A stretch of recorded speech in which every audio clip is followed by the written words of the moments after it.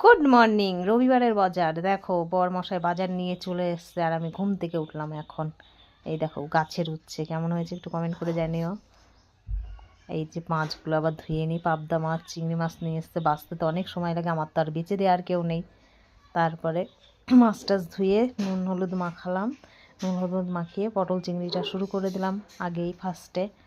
পটল চিংড়িটা হওয়ার পরে তারপরে মাংসটা রান্না করব। মাংসটা রান্না করার পরে পাট শাকটা করব, আর কিছু করব না। চাটনি আছে। এই দেখো পটল চিংড়িটা আমার তো খুব ভালো লাগে, তোমাদের কেমন লাগে একটু কমেন্ট করে জানিও। বেশি না, আর অল্প একটু হলেও মানে পটল চিংড়ি হেভি টেস্টি লাগে, খেতে ভালো লাগে। এদের মাংস রান্না শুরু করে দিলাম, কষা কষা মাংস করব আজকে, যেহেতু পাট শাক রান্না করছি আর তোমার পটল চিংড়িটা করছি। অত তো লাগে না, 3-4 জন মানুষ, ঠিক হয়ে যায় আমাদের।